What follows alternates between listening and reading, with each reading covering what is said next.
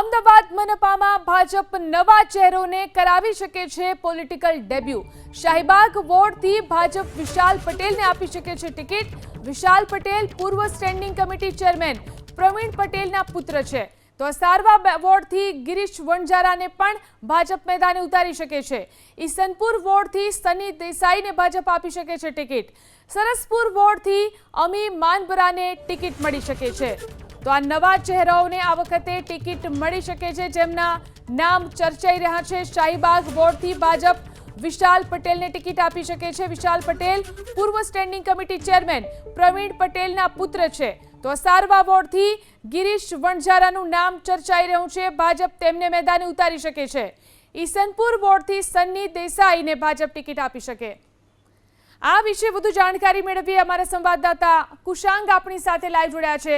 કુશાંગ, જે નવા ચહેરાઓની જ્યારે વાત થઈ રહી છે, ત્યારે કોનું નામ ચર્ચાઈ રહ્યું છે, કોનું પોલિટિકલ ડેબ્યુ આ વખતે થઈ શકે છે?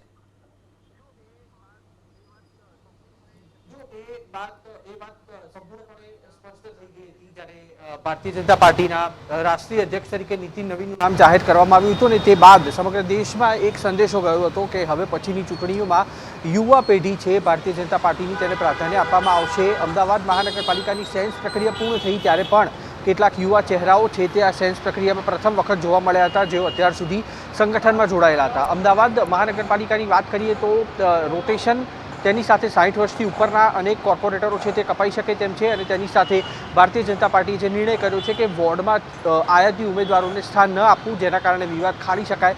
આવા સંજોગોમાં 4 સૌથી ચર્ચાસ્પદ નામો જે ઉભરીને સામે આવે છે। સૌથી પહેલું નામ છે પૂર્વ સ્ટેન્ડિંગ કમિટી ચેરમેન પ્રવીણભાઈ પટેલના પુત્ર વિશાલ પટેલનું, જેઓ શાહીબાગ વોર્ડમાંથી પોતાની દાવેદારી કરી ચૂક્યા છે। પ્રવીણભાઈ પટેલની વાત કરવામાં આવે તો 2 ટર્મ તેઓ સ્ટેન્ડિંગ કમિટી ચેરમેન રહી ચૂક્યા હતા, અને ગત ટર્મમાં તેમને ટિકિટ આપવામાં ન આવી હતી, જેના કારણે પક્ષ છે તે પ્રવીણ પટેલના પુત્ર વિશાલ પટેલ ઉપર પસંદગીનો કળશ છોડી શકે છે, જેથી કરીને વિપક્ષને તે બોલવાનો અવસર પણ ન મળે કે પરિવારવાદ ચલાવવામાં આવી રહ્યો છે। પ્રવીણ પટેલ છે તેમને ગત આખી ટર્મમાં પડતા મૂકવામાં આવ્યા હતા, અને અત્યારે તેઓ સામાજિક રીતે આગેવાન છે, અલગ અલગ સમાજની કાર્યશૈલી છે તેમાં। બીજું મહત્વનું નામ આવી રહ્યું છે ઈસનપુર વોર્ડમાં સન્ની દેસાઈનું, જે ઓબીસી ચહેરો છે, અને અત્યાર સુધી ઈસનપુર અને મણિનગર વોર્ડમાં અને ખાસ તો મણિનગર વિધાનસભામાં યુવા ચહેરા તરીકે ઉભરીને આવ્યા છે। પક્ષના કર્મઠ અને યુવા મોરચાના સદસ્ય તેઓ રહી ચૂક્યા છે સન્ની દેસાઈ, તેમને ટિકિટ આપવામાં આવે તે પ્રકારની શક્યતાઓ છે। ત્રીજું એક સૌથી મહત્વનું નામ આવી રહ્યું છે અસારવા બેઠક ઉપરથી ગિરીશ વણજારાનું।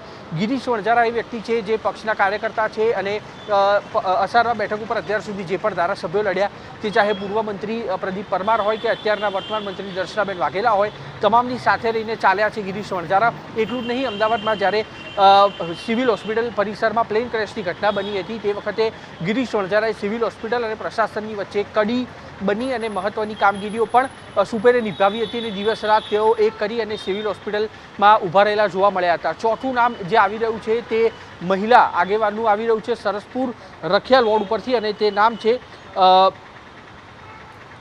આપને જણાવીશું અમી માનવારા, જેઓ સરસપુર રખિયાલ બેઠક ઉપર સેન્સ પ્રક્રિયામાં હાજર રહ્યા હતા, અને તેઓ હાલમાં નરોડા વિસ્તારમાં આવેલ ડૉક્ટર બાબા સાહેબ આંબેડકર યુનિવર્સિટી છે તેમાં ભૂમિકા ભજવી રહ્યા છે, જેમને પ્રથમ વખત ટિકિટ આપી શકે પક્ષ, મહિલાને ધ્યાનમાં રાખીને, અને યુવા ચહેરા તરીકે અને તેની સાથે નવા ચહેરા તરીકે। આ 4 નામ અત્યારે ચર્ચામાં આવ્યા છે અમદાવાદ મહાનગરપાલિકામાં, જેને જો નવા ચહેરા તરીકે પક્ષ મેદાનમાં ઉતારે છે તો આ મજબૂત દાવેદારો માનવામાં આવી રહ્યા છે ભારતીય જનતા પાર્ટીના, કે જેમને ઉમેદવાર ભારતીય જનતા પાર્ટી જાહેર કરી શકે તેમ